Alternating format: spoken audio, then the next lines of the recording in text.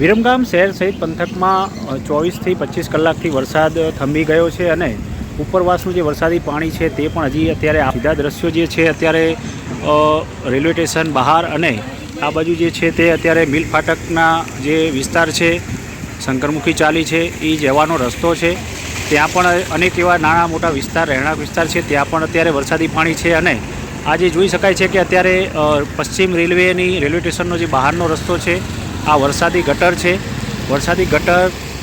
ઉપરથી અત્યારે જે રસ્તો છે, ઉપરવાસનું જે વરસાદી પાણી છે તે અત્યારે આવી ચૂક્યું છે અને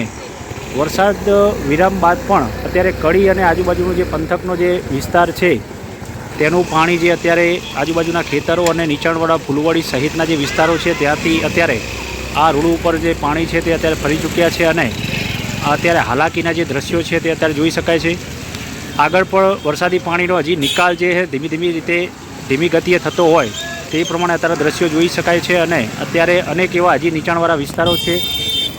રામભાઈ બાલુભાઈની ચાલી પણ સામે આવેલી છે, ત્યાં પણ વરસાદી પાણી ભરાયેલા છે અને આ રેલવે સ્ટેશનનો જે મુખ્ય જે રસ્તો છે જવાનો તે પણ અત્યારે વરસાદી પાણી અત્યારે જોઈ શકાય છે. 2 દિવસ પહેલાં આ જગ્યા ઉપર પાણી ઉતરી ચૂક્યા હતા, પાણીનો પ્રવાહ આગળ જઈ ચૂક્યો હતો, ત્યારે અત્યારે જે વિસ્તાર જોઈ શકાય છે કે અત્યારે આ વિસ્તારમાં ઉપરવાસનું વરસાદી પાણી જે છે તે અત્યારે ફરી ચૂક્યું છે અને જેના કારણે અત્યારે જે નીચાણવાળો વિસ્તાર છે ત્યાં વરસાદી પાણીના હિસાબે રહીશો અને રાહદારીઓને જે છે અત્યારે હાલાકીનો સામનો અત્યારે કરવો પડી રહ્યો છે.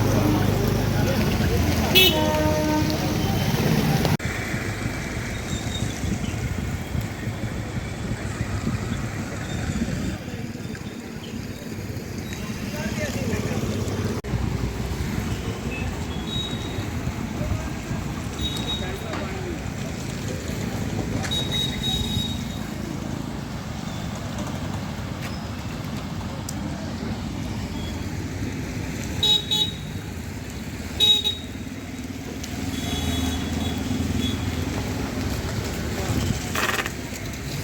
Ghiền Mì Gõ để không bỏ lỡ những video hấp dẫn.